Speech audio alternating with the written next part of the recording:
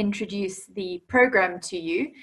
Chania is going to be sharing the presentation slides, and these also include a few videos that we will be sharing with you.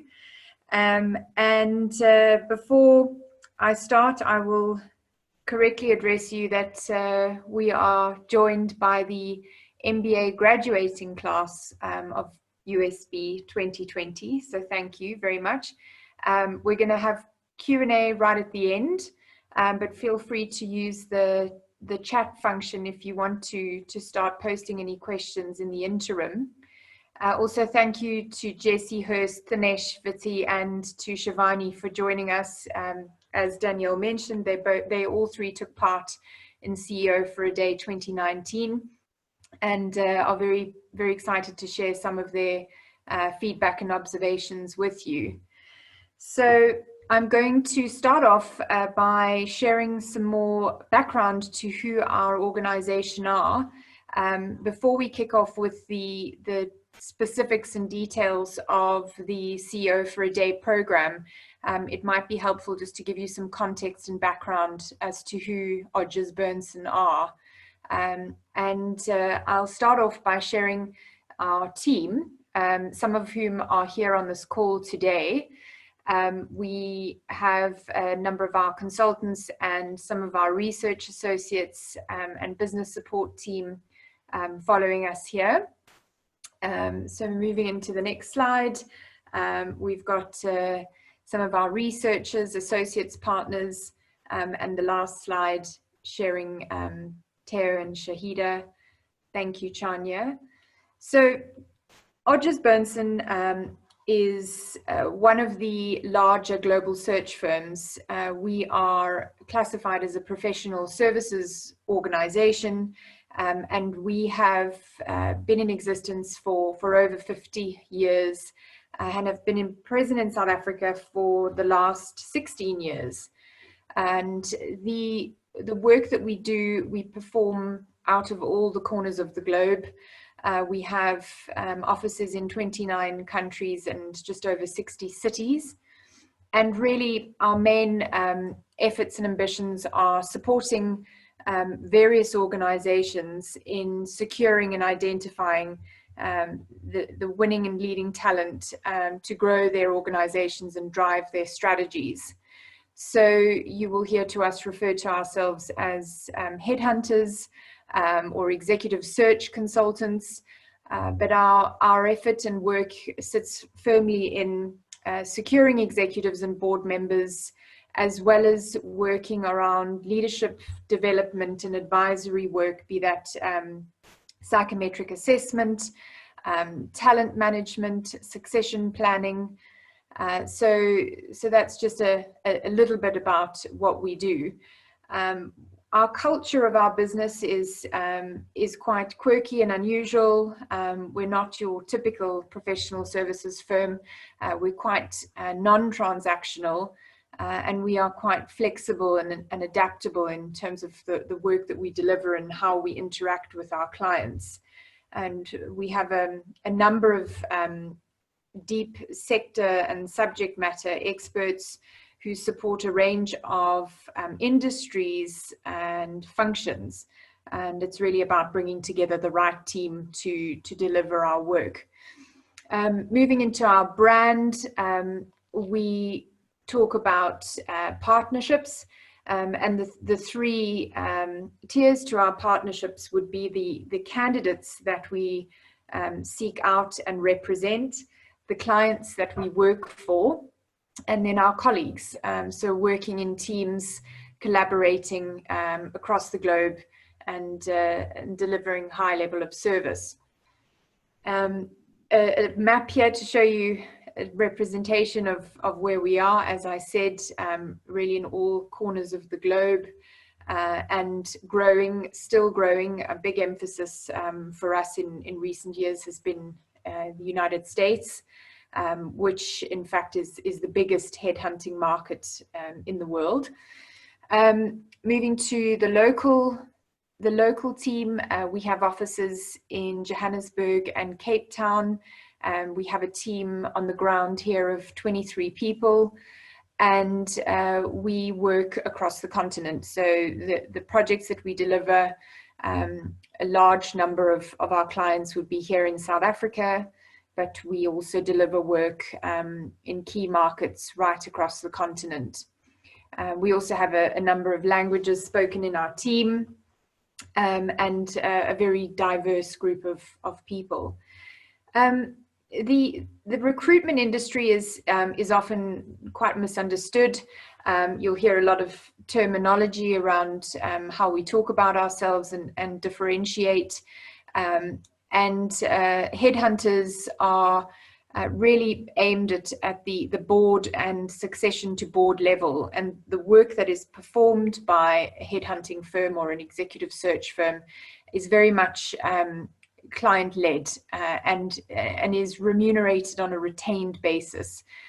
So the work we do is on a professional fees basis, and the industry for executive search is in the region of around 200 billion rand globally. The recruitment market, the broader recruitment market, you would hear often falling into more of a contingent category. So those would be mainstream recruitment firms who are very much candidate-led, who you may have interacted with. These would be the types of organizations that manage a database, that field applications from job seekers, and who would actively market and introduce you to other opportunities with other organizations and companies. The recruitment activities within a contingent firm typically would be rewarded on a success basis.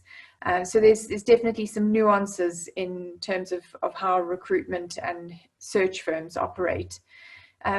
This slide gives a bit of a snapshot of a process, or a typical process that a search firm would follow. It's quite a lengthy engagement that we have with our clients, and a great deal of resource and work goes into delivering any one assignment, whether that be appointing a new CFO of a mining company, to identifying and appointing a new board member to a listed company. We spend a lot of time really understanding the company, understanding the culture and the role players and stakeholders. We involve a dedicated team of research professionals. We produce a lot of paperwork. We have a very thorough process that is followed, which includes assessing of candidates, and then really working closely with the client and the candidate to secure, manage the offer process, manage expectations around package and remuneration, and then ultimately supporting the individual and the company in onboarding those individuals into the business. So hopefully that gives a sense of the work we do. This slide will show you just a representation of some of the clients that we work with. It's not an exhaustive list, but you can see here everything from financial services to retail and consumer, education, mining, technology. So a number of big well-known brands in South Africa. So I'm going to hand over to Chania, and Chania is going to play a video for us, and then she's going to continue sharing a bit more background. Thank you, Chania. You just need to unmute. Thank you.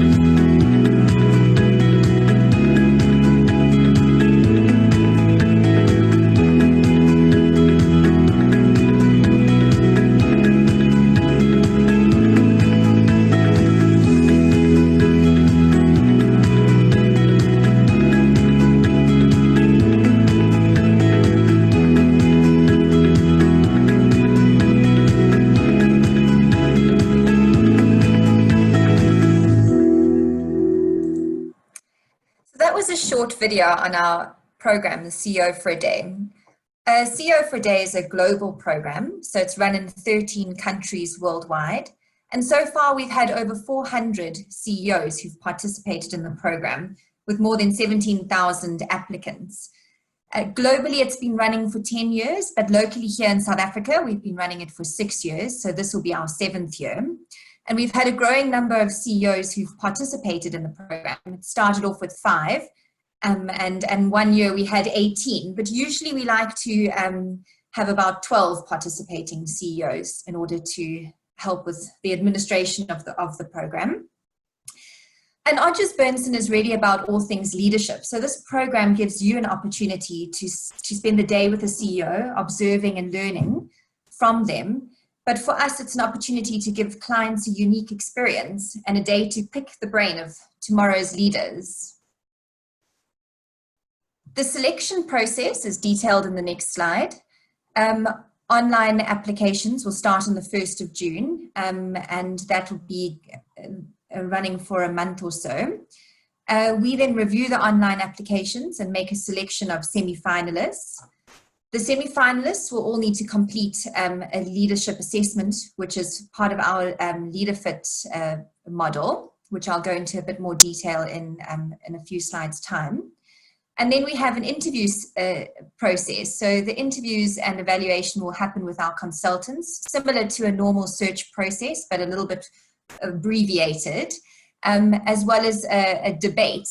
Now, we've always held this process in person at a location in Cape Town and Johannesburg, but obviously this year we're going to be doing it all remotely and are working on that program to ensure that it is smooth and that there's no glitches, specifically with regards to the debate. And then following that event, we select the finalists for participation in the program. So the timeline for the program: 1st of June, it will be launched and you could start applying at that stage. Online applications will close on the 31st of July. August will be all about selection, so we'll be doing our interviewing, the debate, and then we get together as an organization and make the selection of the finalists. And the pairing date should take place between September and November, depending on the CEO's availability. I'm going to play you a short video just on the program.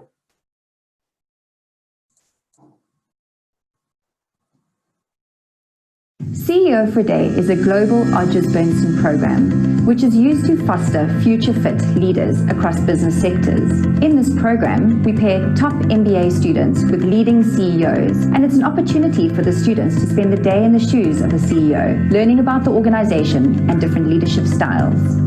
We know that leadership must evolve, and this requires a sharing of knowledge, a sharing of skills, and a shared will to do what's right. We have some significant problems to solve in South Africa, and giving these future leaders opportunities where they get to interact with and experience real-world leaders making decisions in their businesses means that this program gives them the opportunity to be part of the solution in the future. We're very proud of this program, which has been running globally for 13 years and locally here in South Africa for 6 years. We've had over 60 successful pairings. In South Africa, we partner with leading business schools to find their MBA students who go through a rigorous selection and application process. As a world leader in executive search, Odgers Berndston Sub-Saharan Africa is committed to continuing these opportunities. If you are a CEO or enrolled in an MBA program and you'd like more information, please visit our website and follow us on social media.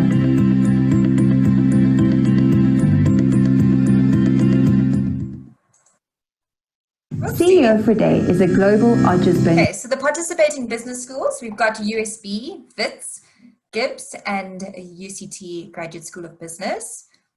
We've had these business schools participating in the past. It's a very select number of business schools. And here's an indication of some of the CEOs who've previously participated. And some CEOs have even participated more than once. So they really do find that they get a lot of benefit from the day and really enjoy it. So we may have somebody who's previously participating again in the future. But we like to keep it a limited number of CEOs and from very large businesses. So the leader fit model, this is a slide on the assessment tool that is, it's Odgers Berndston assessment tool. And basically it defines the behaviors required for executives leading organizations through disruption. So we say that research has indicated that 40% of executives' performance can be attributed to their experience and skills, 10% to their motivation and personal drive, and 50% to their behaviors and how they apply their knowledge and expertise. And this tool measures those behaviors. So it looks at a mixture of potential as well as mindset that's allowed for adaptability and growth. And we measure 3 key areas, which is leading the organization, which is on strategic clarity, leading others, which is your talent development, as well as leadership agility, which looks at potential to adapt and grow. So part of the process, you'll be able to complete one of these assessments, and our consultants will give you feedback as to the outcome. We include these assessment tools in all of our search processes for senior leaders. Here is another video.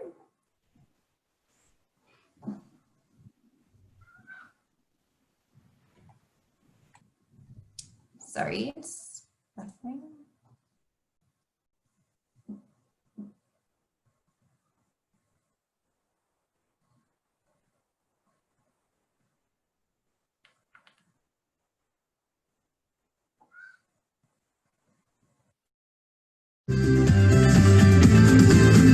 The most valuable part of my experience was just seeing the passion that people bring to their work every day. The most valuable part of the experience for me was being able to see executive level decisions being made in real time. CEOs are not necessarily rocket scientists, they don't fall from Mars, they're human and somehow they made it. So for me it's like, everyone can actually make it. I believe South African leaders need to be more well-rounded in their leadership, in that it's not only about the business but about also work-life balance as well. I'd recommend this program because most MBAs, of course, are gunning for high positions.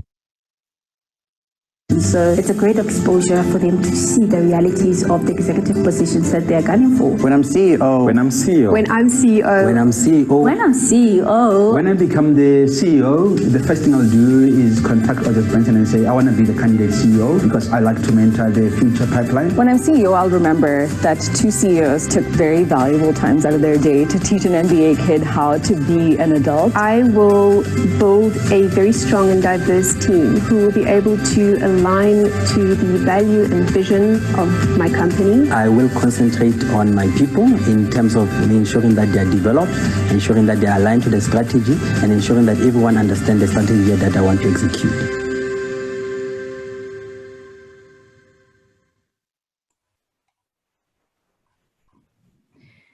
We are very lucky to have Shivani here with us today. Thank you for joining us. Shivani participated last year, as I mentioned, and she spent the day with Tertius Carstens, the CEO of Pioneer Foods.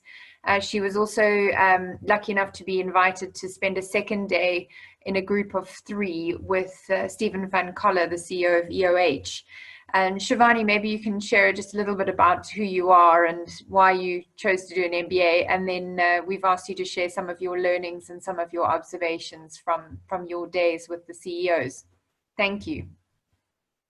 Thank you, Lauren. And thank you, Chania. Thank you, Odgers, for having me. And hi, USB Class of 2020. So great to connect with all of you. I look forward to sharing my experience. So I just want to start with, this was such a phenomenal opportunity. And if you're even on the fence about applying, just do it because it's going to be a great time and you're going to meet some amazing people.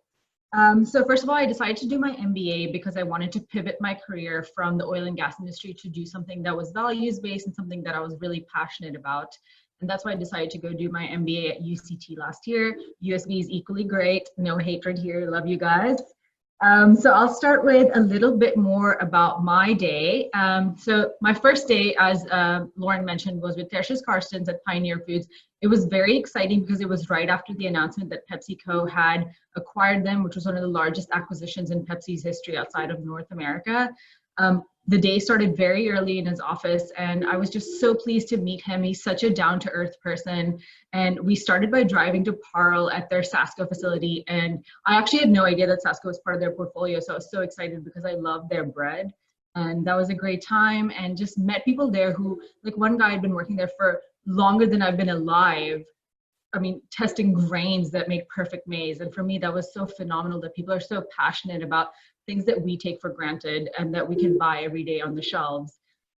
We then moved to one of their new distribution centers in Atlantis, and that was really great too. One of the managers there explained to me how he so, he very passionately empowered a young woman there to be one of the first forklift operators in the history of the distribution center. So I thought that was really cool that he's empowering women to do jobs that are unconventional for them in the community.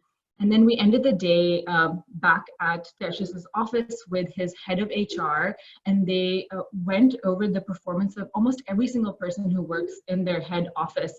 And I was just so impressed to see that he knew almost every person by name. He knew the career trajectory they were on. And it just showed me like the kind of commitment that he has to his people. And for me, that was my biggest learning, is that businesses are made of people and not dollars. So that was really great. A big surprise for me about the CEO was, I mentioned this yesterday to the UCT students as well. Tertius is super down to earth, and I found the same for Stephen Fincaller as well. He goes to work every morning at 4 a.m., even though he's a CEO. So he's made it, but he's still so committed to ensuring that his company does well. He also refused like his CEO parking spot because he wants everybody at the company to be treated fairly. And then for lunch, we went to like the Woolies Cafe, and I'm vegan. So I was like, hey, Tertius, do you want to try the vegan Beyond patty? And he's like this Afrikaans guy who I'm sure braais like every weekend. And he was so open to the idea. And he tried the patty and he loved it. And then we discussed the possibility of like Pioneer Foods introducing more plant-based options like oat milk and other things into the South African market. And I was just so pleased to learn that he was so open to my ideas, and he engaged me so openly that it was really a phenomenal day. I really enjoyed it. And then with Stephen Fincaller, I actually was so lucky to meet Jessie, who you'll hear from momentarily, during our interview round at the waterfront. And she was the class president of USB. And I was like, listen, I think we should engage and we should have like more USB, UCT events. But in turn, we ended up being great friends. And now we hang out all the time. I taught her Monopoly Deal, like we're right there together. But both of us got the opportunity to fly to Johannesburg to observe Stephen Fincaller, spend a day with him. And that was such an exciting time also because we'd just done a case study for accounting on EOH. We'd learned about the scandals the company had gone through. So we got to hear firsthand how Stephen was cleaning house. And he was so honest and upfront about it. There was nothing that he wanted to, there were no skeletons in his closet. Like he was so honest about it. And for me, that was very exciting. And a lot of the leaders there who we also engaged with, who Stephen surrounds himself with, were also very open. They gave us their cell phone numbers and they said, reach out to us whenever you need to. So for me, that was also very exciting. And then we ended the day at the Odgers office, and we got to make that cool video that you saw. So that was a very exciting time also to see how the Odgers Berndston office operates, and their space was very welcoming. So that was my experience, and I'm just gonna top it off with the last question, should you do it? You should most definitely do it for a number of reasons. I wrote these down because I forgot them yesterday. So first, a UCT person yesterday asked a great question, which was, if I don't want to be a CEO, should I do this program? You should most definitely do it, even if you don't want to be a CEO, because basically we're all social commentators and we talk about how companies operate. And this is the perfect opportunity for you to go and engage with somebody who has a decision-making power on how a company operates. So you can ask them those questions like, hey, why did Pioneer Foods make this decision? Or why did EOH make this decision, instead of just speculating on it? So that was really great. Another part of it is obviously to put all of your practical, all of your theoretical learnings in your MBA to practical use, and just learn how leaders operate on a day-to-day basis. The third one is to have the opportunity to sway a CEO. I'm just gonna say, if Pioneer Foods ever develops oat milk, it was my idea, so I'm just gonna go with that. And you can also do something great and cool like that. And then the last one is to network, 100%.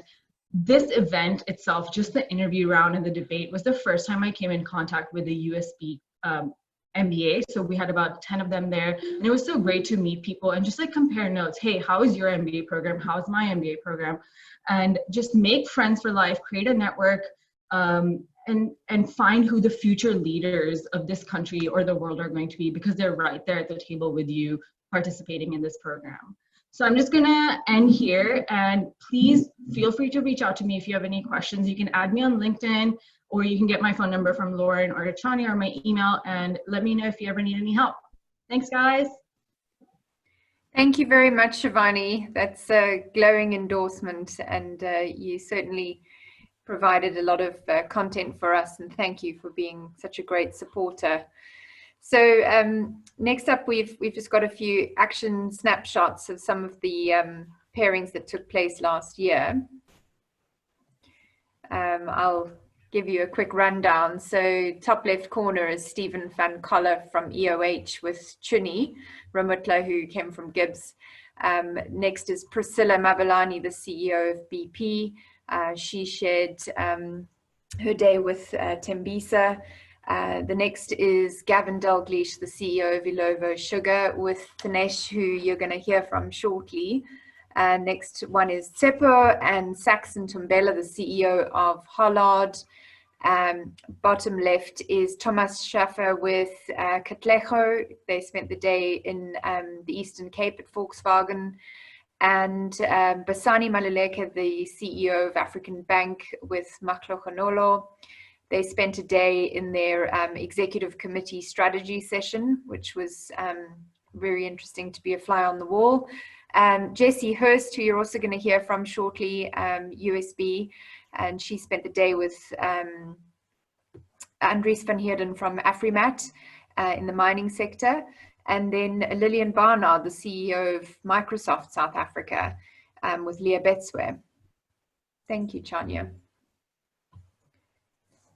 Great. Here's an image from the evening that was held in Cape Town of the selection process, and a quote from Basani.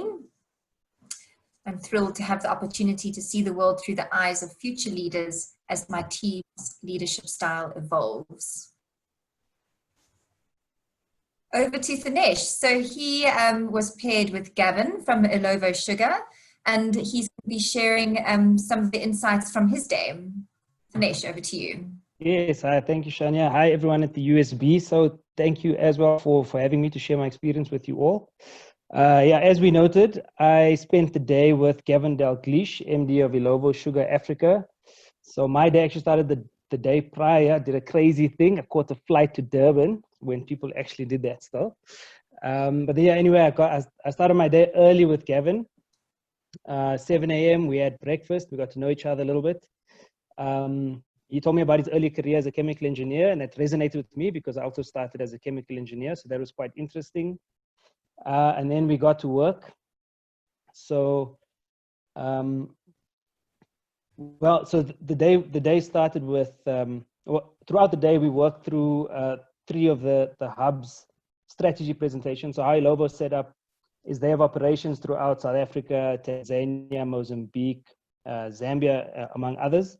And so Gavin is the leader across all those hubs. And the day was spent hearing about the strategies of each of those hubs.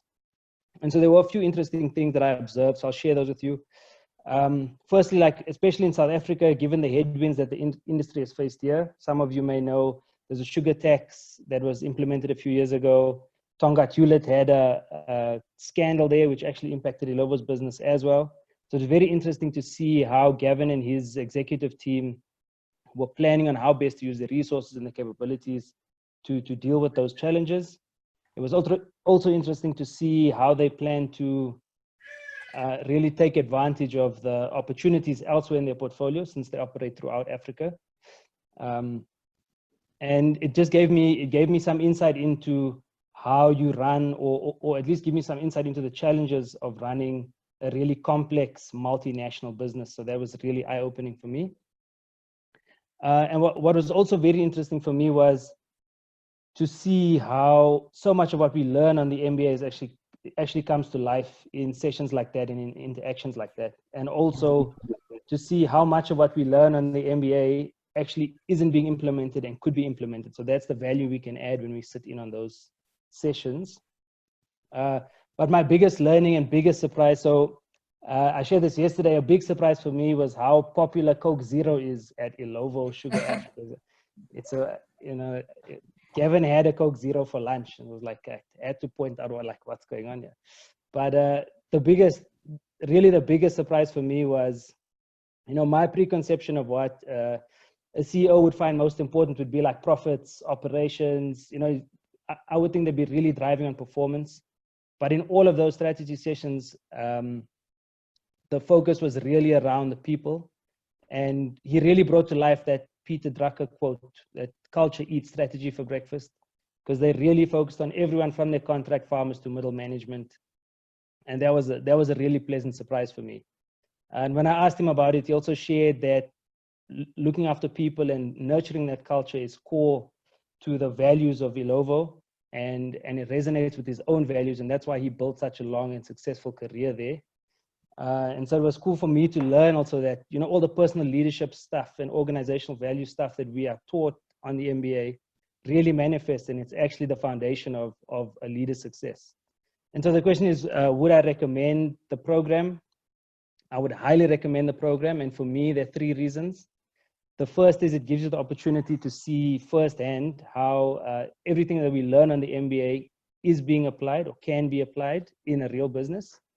Second, you get to build a relationship with the CEO, with a business leader who can share some wisdom with you throughout the day. It's not just about seeing how they work, it's really about engaging them as a person. And thirdly, you get to reflect on how you might act on or think about issues that a business leader faces, and assess whether leading a business is something that you see yourself doing someday.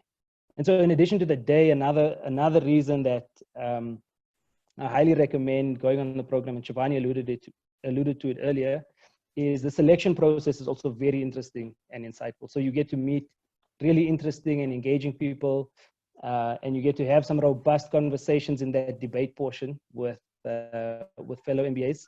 And so again, yeah, I really enjoyed it, and I would like to thank the Odgers team again for the opportunity and the experience. And with that, I'll hand you back to them. Thanks. Thank you, Sanesh.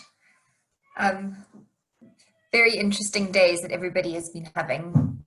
So moving on to the next slide, I think we're going to be sharing just a few images of some of the evenings that were held in Cape Town and in Johannesburg, where historically people have got together, and this year is going to be done through video conference. There's a quote by one of the participants from last year, who also spent the day with Stephen at EOH. This is an image from, I think, one of the debates that was held in Cape Town selection process. Okay, then over to Jessie, who was paired with Andries from Afrimat, as well as Stephen from EOH. Thank you, Jessie. Thanks, Chania. Hi, everybody.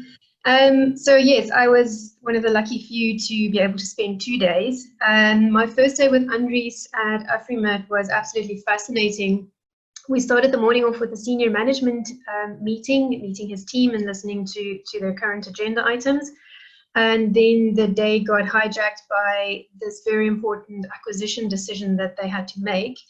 It still is quite confidential, but what was fascinating about it is how openly Andries and his team allowed me to join them in the conversation and listening to the decisions that they were making and the strategies they were discussing. And to Ganesh and Shivani's earlier points, you know, they say this is an opportunity for you to apply the theory that you learn in MBA. And absolutely, that day, corporate finance, for all of you guys who have done it or are doing it, the company valuation portion just played out right in front of me. And it was incredible to actually see it happen and listen to the context and learn, and practically be able to learn and see how companies apply those principles.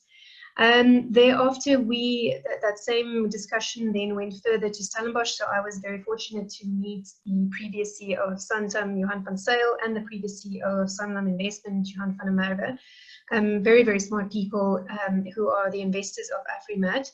And listen to them and see them apply strategy and critical thinking as well. So just those 2 meetings alone probably was worth it over and over again.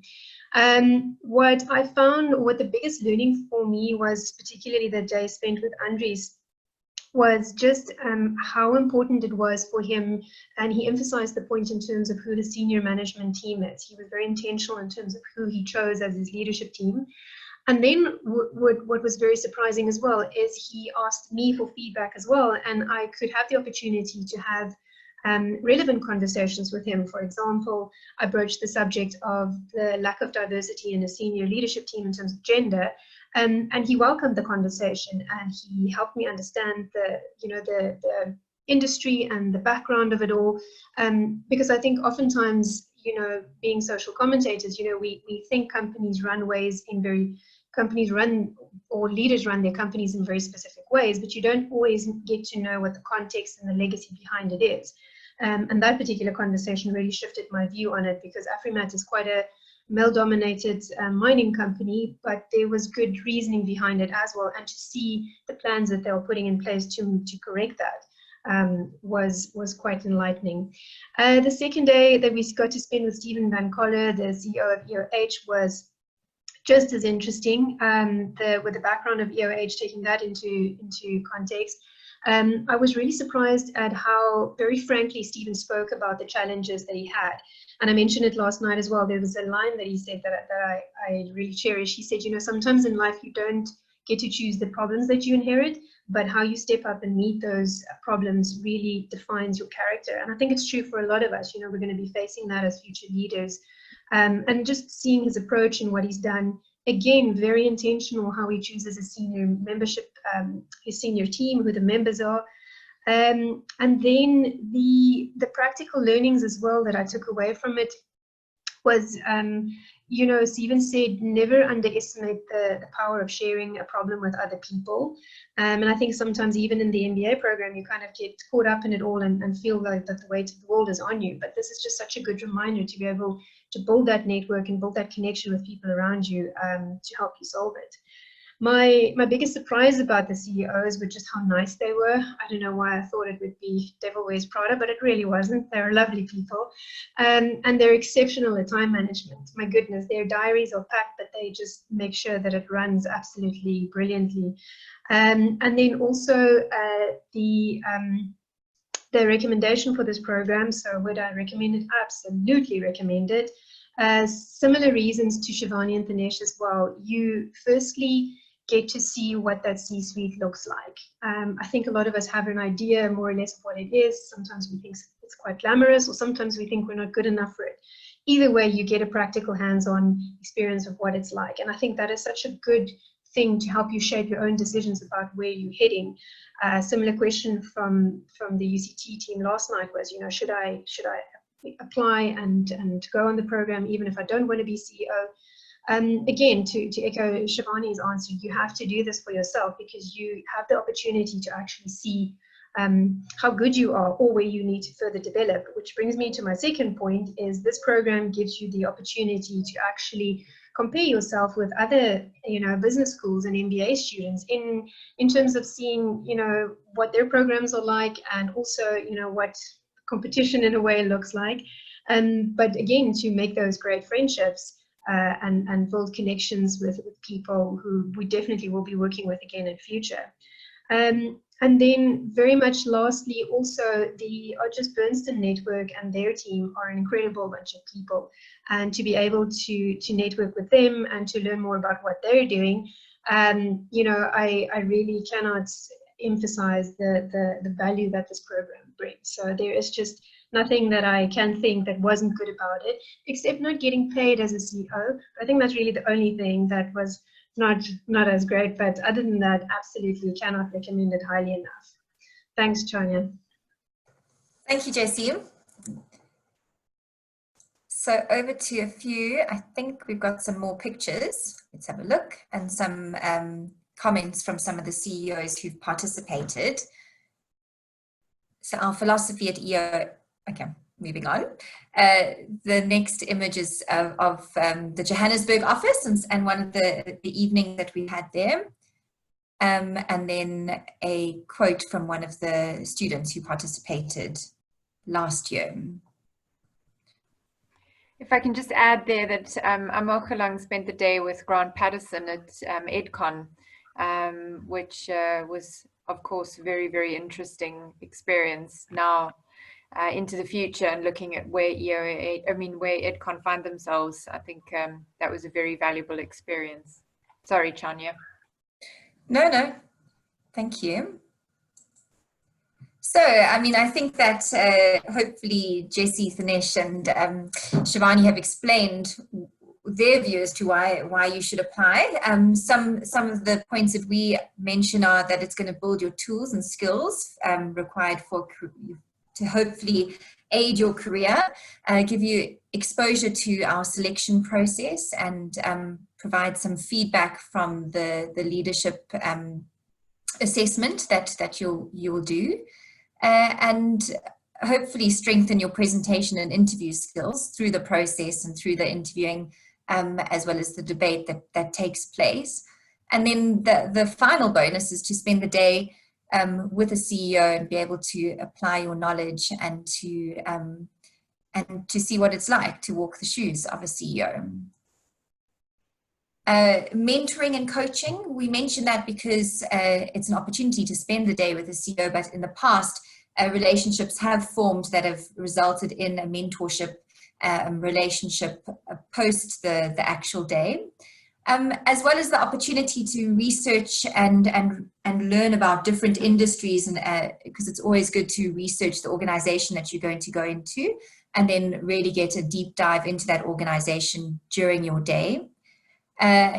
You'll have an opportunity to analyze leaders and to work out some traits that you would like to carry forward if you become a CEO or become a leader within your own organization.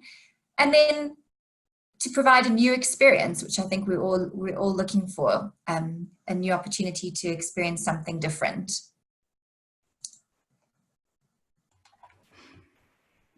Thanks, Chania.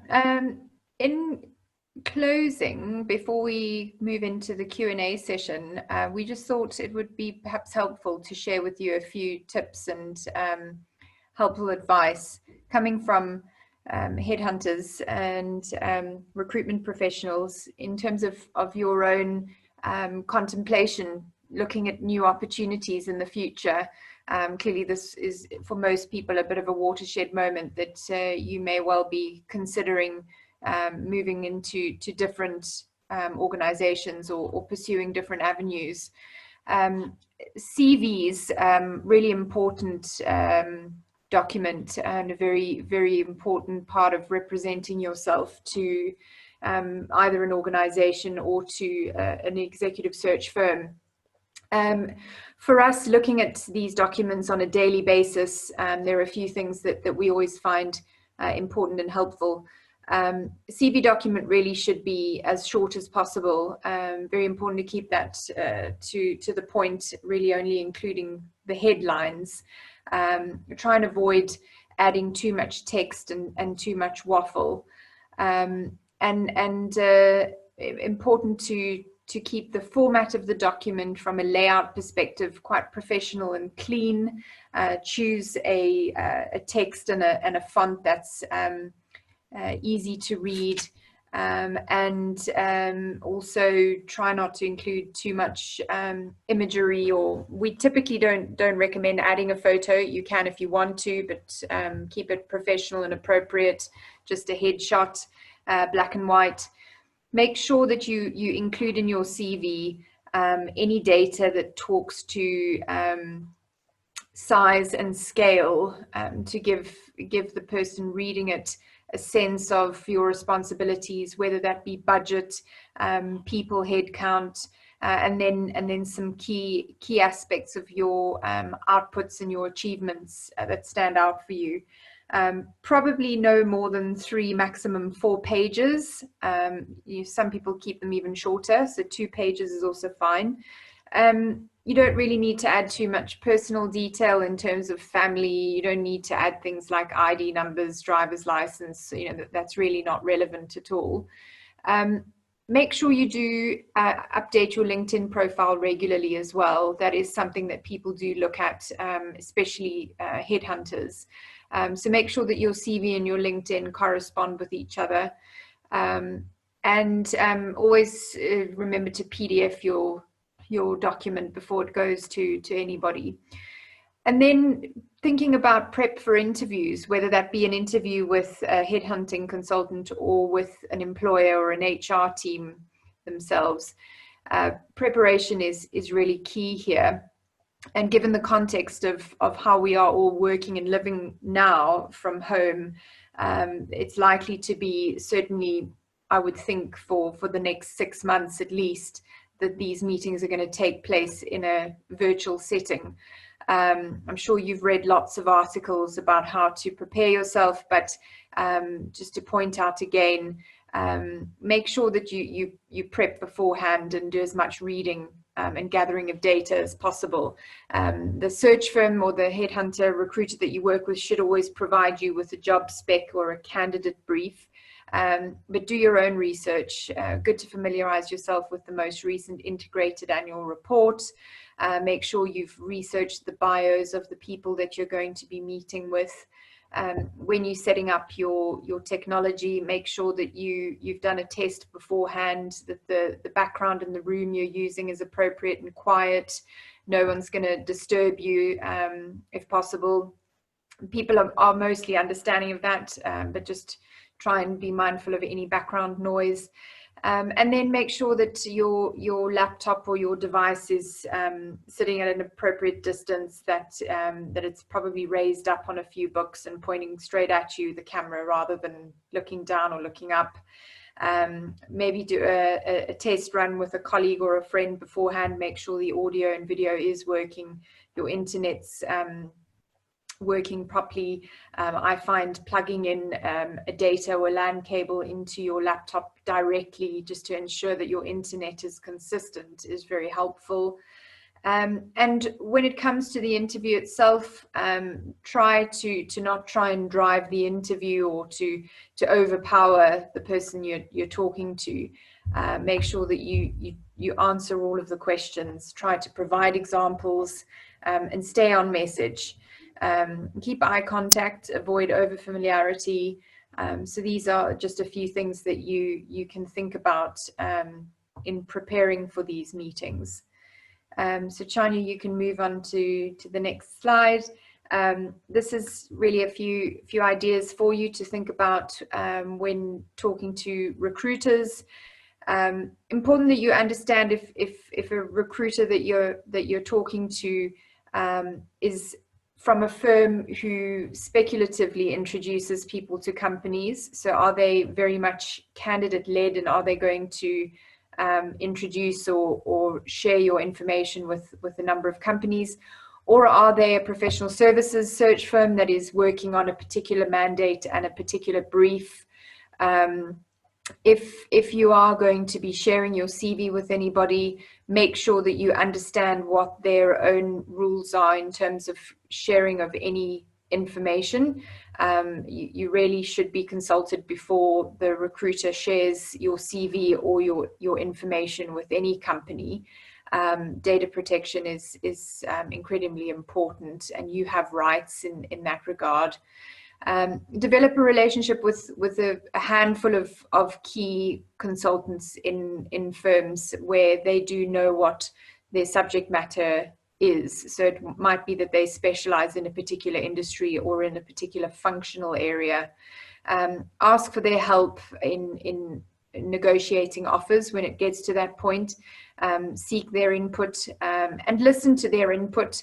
I can tell you that headhunters really do help with putting packages and remuneration together on a very regular basis, and they'll manage your expectations, and they'll also manage the client's expectations to make sure that all parties are are comfortable.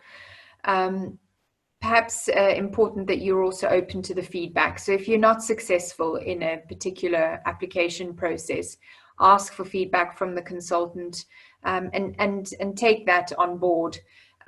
It's an emotive discussion. It's not easy to get feedback, but feedback is a gift. And really value the integrity and discretion. So as I said to you, make sure that they have rules in place with regards to how they store your information and how they share that information. And then lastly, just talking to some do's and don'ts with regards to social media and the job market. Social media is a great opportunity for real-time news and for dialogue and information sharing. But be very clear that you are in control of your own online reputation. Be mindful of the fact that prospective employers and headhunters spend a lot of time looking at how an individual represents themselves publicly. We perform background checks in all of our engagements, and that includes running a social media check. So we'll produce a report for our clients to point out any potentially controversial or offensive commentary that's been put out in the market. Be very careful about what you share and comment on with regard to Twitter and Facebook and Instagram. They are great platforms, but once it's out there, it's out there. And I always say you should really be mindful of what you post. If you don't want your gran or your mum to read it, then just don't post it at all. And it's also obviously a great tool to look at the job market. So Twitter is very personal. It's quite controversial. LinkedIn is really structured. It is built for the professional market. Lots of headhunters and companies use LinkedIn. Many big organizations have in-house recruitment teams, and they all have a recruiter license. So they have functionality to be able to seek people out and contact you. And Facebook, again, probably more suitable for brands and advertising, not really relevant for people anymore or for the professional market. So those are just a few tips that you might want to consider. While I'm on this topic, if we can also just ask you all to please follow us on our Instagram page. We've got a CEO for a Day Instagram page or account that's owned by the whole group. So once you follow that, you can see what goes on around the world in the different Odgers Berndston offices. So please do follow us, and you can also follow us on LinkedIn and Twitter and Facebook. So at this stage, we've done lots of talking, but we're ready to take questions on board.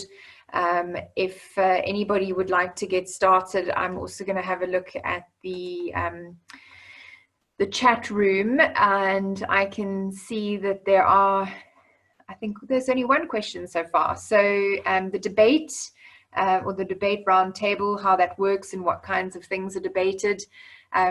So in previous years, we have done this in a room, and everybody's been together. Chania and myself and our colleagues have actually positioned a few topics and statements, and then we've opened the room up to everybody to debate openly. We will do this in a virtual setting, so it will be a call similar to this on Zoom. We will moderate that, Chania and myself and the team. We will come up with a relevant list of topics to share. We typically do it, we have a few sort of standard themes that revolve around South African leadership and politics, the benefits and the disadvantages of Black economic empowerment. It might be things to do with sport in South Africa. It could be anything to do with healthcare. Given the pandemic we're experiencing now, I'm sure we're going to position a few questions on COVID-19. So really anything that's current and topical, and you have free reign to to make your position and statement on that, and let anybody debate. We observe you. We're not going to participate in the debate other than positioning the statements. So we'll make use of the raise your hand function in Zoom, and Chanya and I will manage it very carefully and moderate that, and give everyone an opportunity to speak up. And probably also we'll ask people to keep their cameras on, and if you don't want to use the virtual raise your hand, you can actually raise your hand on camera. So we're going to try that out. I'm sure it can work. We've got to be agile and try things in a different way. I'm going to let Chanya take the next question, if you can see it. Great. So the next question is, what informs the pairing of candidates with the CEOs? Do candidates have an option to make known their aspirations, preferences, perhaps industry CEO? So we we look at interests, and in fact it's our job through a process is to work out if the candidate's going to be the rightful fit with a CEO. So we look at the CEO's interests, the organization, as well as what the candidate's background. But that doesn't necessarily mean that we're going to put somebody who's from a mining background in a mining company, or from a consumer background in a consumer company. So we often like to give people new experiences, an opportunity to go into a new sector with a different type of background to what they're currently in. So yeah, we don't have a formula necessarily for pairing. It's based on our understanding of yourselves through the process that we've got to with the interview, and your CV and your background, and with the CEOs that have been selected.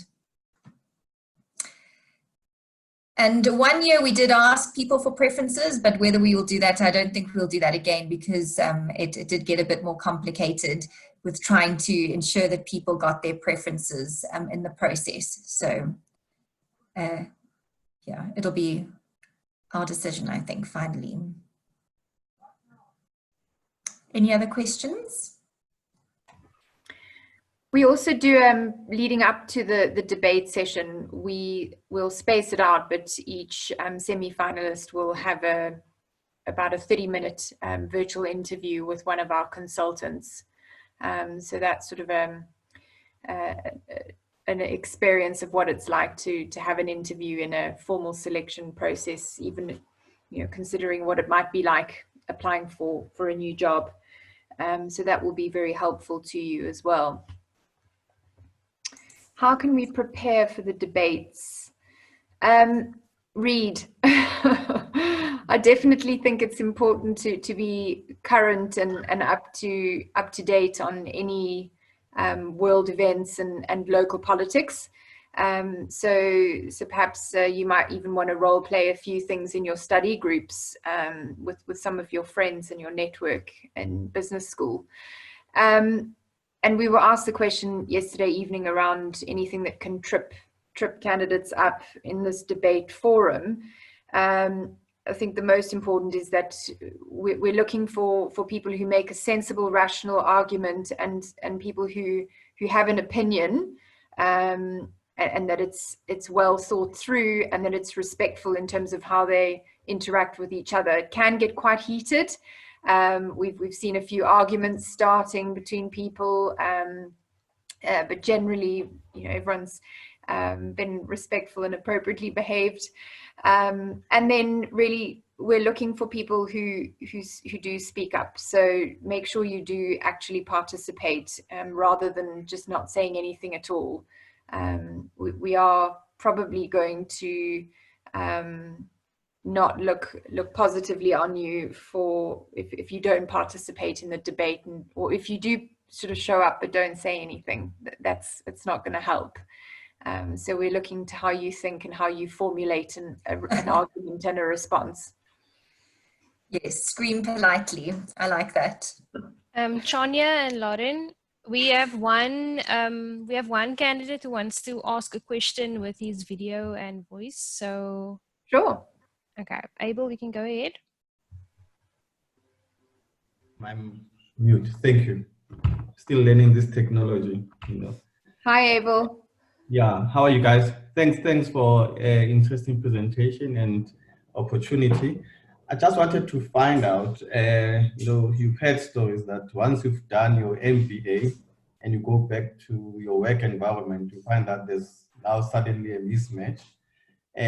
With this program, is it also intended to have a long-term relationship with your organization for candidates that are successful, that you might find someone with potential, instead of having one day with the CEO, then you are also supporting them in terms of their career going forward? Or is it only restricted to one day with the CEO and further following from there, there's no further relationship?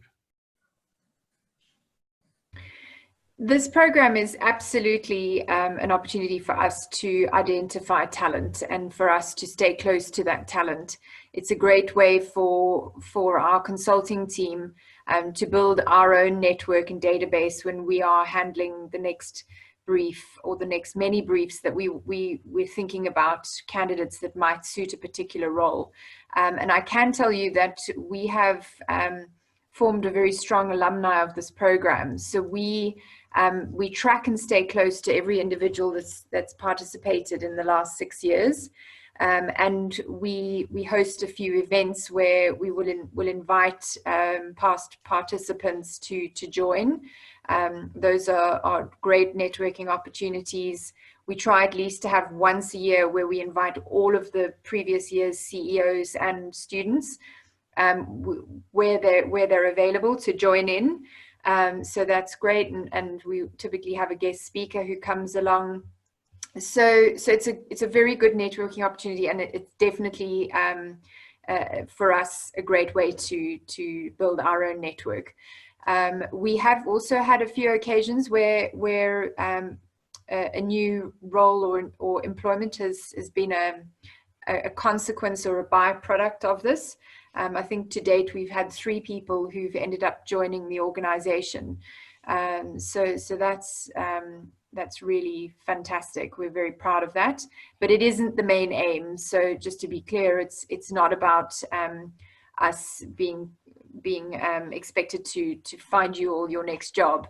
It is wonderful if it does happen, and we do stay in touch with the candidates. I've had a number of one-on-one sessions over the last 6 years with candidates dating right back to the beginning, where they've entered a formal search process with us and participated in new opportunities. So yes, I hope that answers the question. Thank you. Looking forward to getting to know you, Abel. Another question here. Yeah,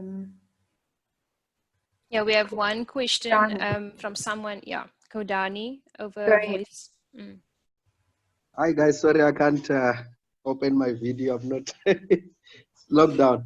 I just wanted to say that firstly, I was one of the participants on the CEO for a Day last year. I made it to the semifinals. And I just want to say to everyone that is online that it is really a good platform where you meet other candidates. Unfortunately, I didn't get to have a day with a CEO. But one of the questions that I would just like to ask is that when we came out of the program, some of us wanted to get at least feedback in terms of what was the selection criteria, what could one improve and all that. But we were advised by the lady that was facilitating the program at the time that no feedback will be provided. But I think it's important that as future leaders and also leaders do need feedback in order to improve. So that's one thing that maybe moving forward you should at least try and provide feedback to all the participants, whether they've made it or not. But over and above that, the experience was amazing, I must say. Thank you. So Kodani, thank you very much for sharing that. I'm pleased that you've made it to semi-finalists, and I will encourage you to apply again this year. It is incredibly competitive.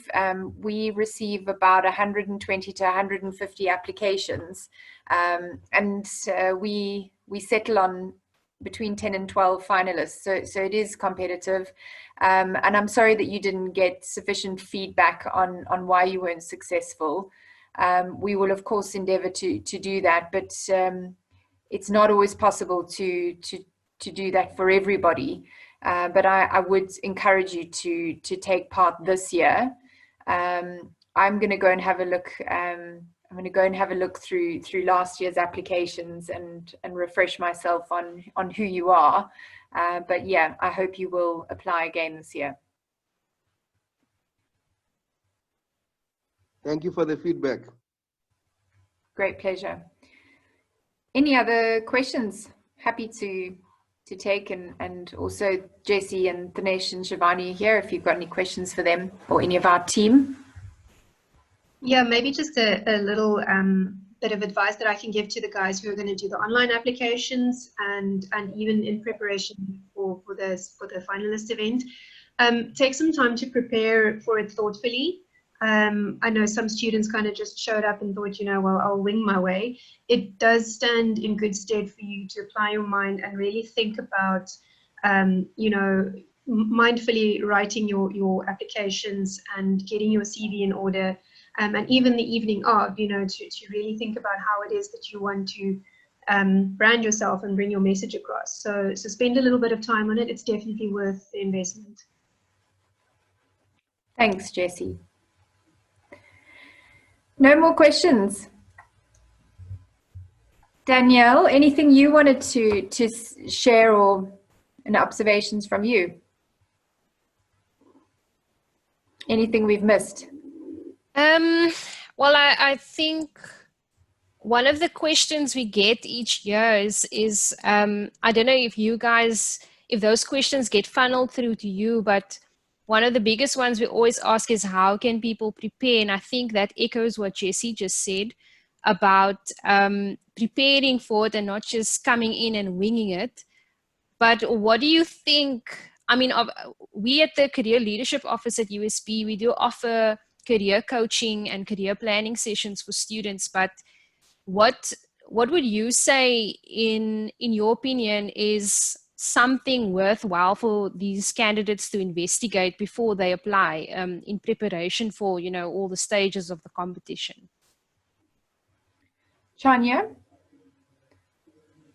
So yeah, I suppose it's an interview situation. So it's when we talk about how some of the answers that you've done on the online application. So I would say it more comes down to the thought that you give to the application process. So there'll be a number of questions on the online application, and if you think about those and complete them all, that provides more information for us to discuss on the one-on-one interview, because we're going to be using the information that you've provided us and talking around it and questioning maybe some of your responses, as well as looking at your CV and your career to date and really getting a good understanding of who you are and how you got to where you've got to. So there's nothing unusual. It's just really an understanding of yourself and having kind of thought process given to the selection questions that are given online,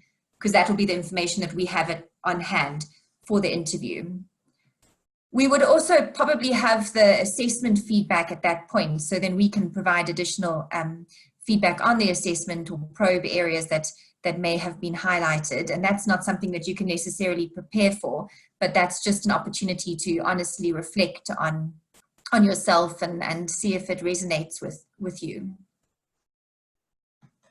I hope that helps.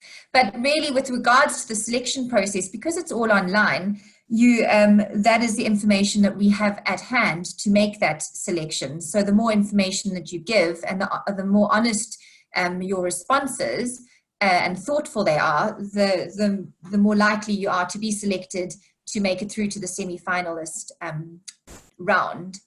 And then on the actual selection process, I presume yeah, it's not good that we didn't give feedback when requested, but that's very much done like a normal selection process in a search, whereby we use the questions that we may answer, your responses to those questions to decide whether we would select you as a candidate moving further forward in the process. I hope that answered your question.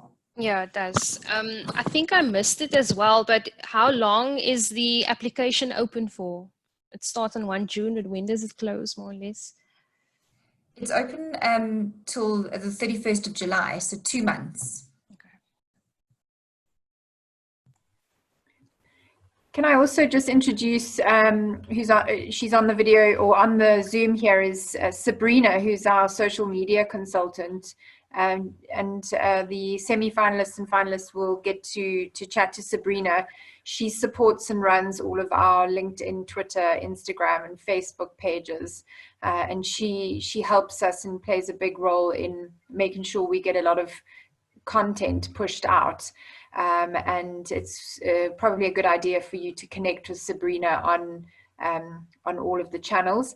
And then Sabrina also helps prepare the candidates before their pairing day to make sure they know what to do and where to post and how to take over the Instagram page and how to take great photos on their mobile phones. So thanks, Sabrina, for joining us. And then thanks, Sabrina. And then just lastly, important question that we had last night was what happens if the social distancing and issues of movement continue? So we don't know as yet how that's going to play out. We are hoping that by the time that these pairings take place, which would be between September and end of November, we are hoping that there will be a bit more freedom of movement and physical meetings would be allowed.